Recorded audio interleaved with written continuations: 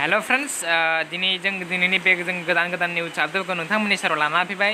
स' भिडिअखौ मोजां मोनोबा साबस्क्राइब खालामना लाइक खालाम आरो कमेन्ट खालामनाय जाबाय। थ' गिबियावनो जोङो गिबि निउसाव दं जोंहा ससियेल मिडियायाव साथाम सिख्लानि माखासे गाज्रि राव बाहायनाय भिडिअ नुनो मोन्दों।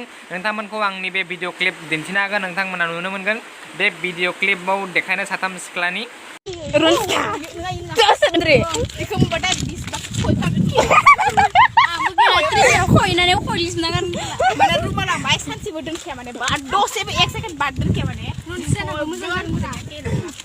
सोलोंसुना बांसिन मोजां जागोन टाफ्लियाव बुनो टाप टापनो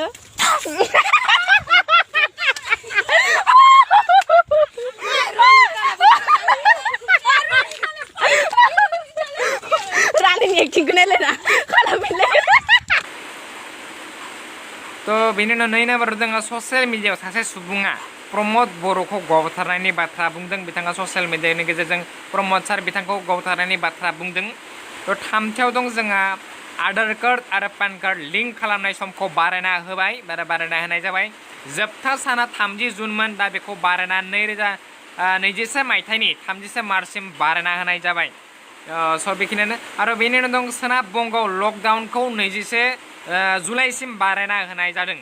थ' बेनि उनाव दं जोंहा उदालगुरिनि खेमेनगाव गामियाव पुलिसफोरनि संदाननायाव हा सिंनिफ्राय गंनै AK-47 रिफल्स, गंनै AK-56 रिफल्स, 203 गुलि, 14 ASLR एमिउनिशन्स, 4 MT मेगाजिन्स मोननो हादों पुलिसफोरनि संदाननायाव उदालगुरि जिल्लानि खेमेनगाव गामियाव।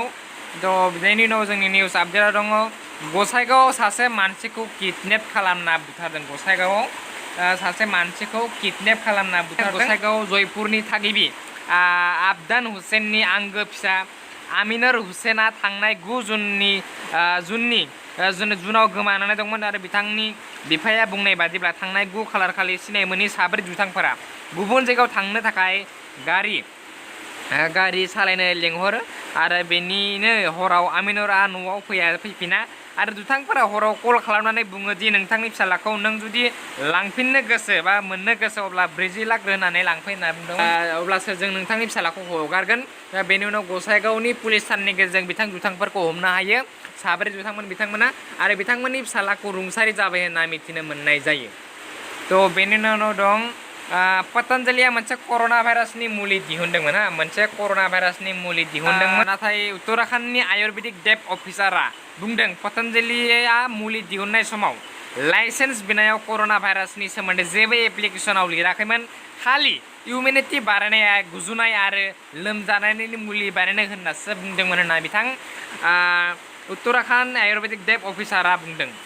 थ' बेनि निउसानो जादों एचआरडि मिनिस्टारा डक्टर रमेश पखरियाल निशांकआ गावनि टुइटार एकाउन्टनि गेजेरजों फोरमायदों दि कलेज इउनिभार्सिटिनि आनजादा जायाबो जानो हागौ।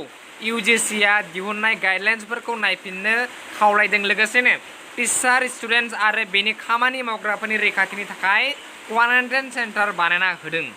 थ' बेनि नेक्स्ट निउसानो जादों आसामनि मन्त्रि चन्दन ब्रह्मआ नंखाय रादाब फोसावनायनि हेंथायै केस होदों। आसामनि गिबि मन्त्रि चन्दन ब्रह्मआ नंखाय रादाब फोसावनाय हेंथायै केस होदों। बिथाङा BJPआव थांगोन होननानै नंखाय खौरां फोसावदोंमोन खायसे रादाब फोसावगिरिफोर। थ' बेनि उनाव नेक्स्ट निउसानो दङ PM किसान सन्मान निधिनि नेक्स्ट इनस्टलमेन्टनि रांखौ माब्ला मोनगोन। थ' PM किसान सन्मान निधि नेक्स्ट इनस्टलमेन्टनि रांखौ 1 आगस्टआव मोनगोन। सिगां मोननायजों लोगोसे आरो 2 कौटि सुबुङाबो लोगोसे मोनफागोन होननानै फोरमायनाय जादों। स' दिनैनि भिडिअ एसेनोसै, गोजोन्थों। फिन मोनसे गोदान रादाबनि गेजेरजों नोंथांमोननि सेराव फैफिनलायगोन। दिनैनि थाखाय एसेनोसै, गोजोन्थों।